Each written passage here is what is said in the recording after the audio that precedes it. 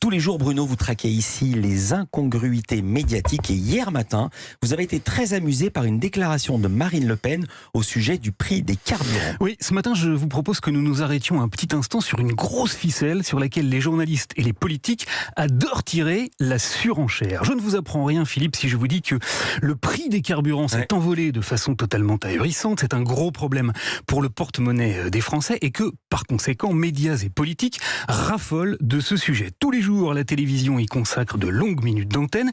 Et hier matin, sur France Info, Marine Le Pen s'est donc logiquement emparée du dossier. Les Français n'arrivent plus à mettre juste du carburant dans leur voiture tellement le prix a explosé. Toutefois, avant de venir directement à Marine Le Pen, j'ai envie de faire un petit crochet, Philippe, par la manière dont les journalistes nous parlent des prix de l'essence. Car la semaine dernière, j'ai remarqué qu'ils adoraient la course à l'échalote. Nous en coller plein la vue avec des chiffres toujours plus colossaux. C'est donc ainsi que dans le 13h de France 2, j'ai entendu une reporter nous présenter un petit patron avec ce chiffre. Vincent Grenic dépense 200 000 € annuels pour remplir les réservoirs de ses machines agricoles. 200 000 €, c'est énorme, hein. Toutefois, le commentaire était un peu incomplet car ce n'est pas Vincent qui dépense 200 000 €, c'est son entreprise. Ah bah oui. Et ça, c'est pas pareil. Ça fait partie de ses coûts de fonctionnement et avant de dépenser 200 000 €, l'entreprise que dirige Vincent, elle dépensait pas zéro, elle dépensait un poil moins. Mais le meilleur, c'était pas Vincent, c'était Bruno, le patron d'une petite boîte de travaux publics que j'ai croisé toujours sur France 2,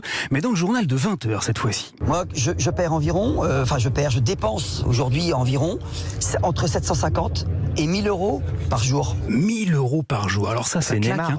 C'est spectaculaire.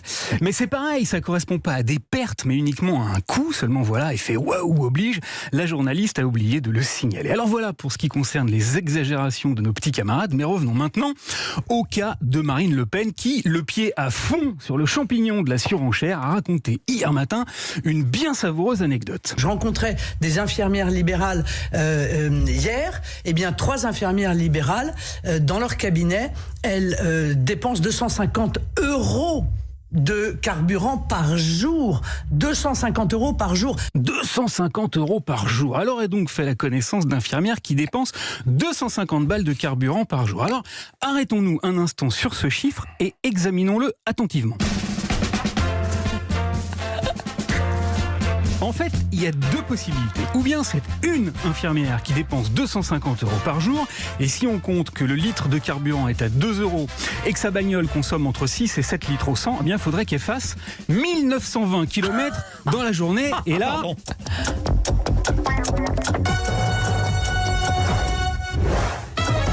Les équipes de turbo sont formelles, ça se peut pas. Deuxième hypothèse, le diable se cache dans les détails, c'est pas seulement une infirmière. Marine Le Pen nous a un peu empapaouté. 3 infirmières libérales, dans leur cabinet. C'est 3 infirmières qui, à L3, dépenseraient 250 €. Mais là encore, pardon, il y a un os. Car en reprenant les mêmes modalités de calcul, il faudrait que chaque infirmière parcourt 640 km tous les jours. Ça se passe à la campagne, sur des petites routes, il y a des virages, des stops, des villages à traverser. Bon, mettons qu'elle roule en moyenne à 60 km/h. Faudrait qu'elle passe 10h30 sur la route. Et là, elle n'aurait pas encore eu le temps de faire la piqûre de son premier patient, de changer le pansement du second et encore moins de retirer les points de suture du troisième. Bref, sauf à considérer que les copines de Marine Le Pen roulent à toute berzingue dans des bagnoles de course.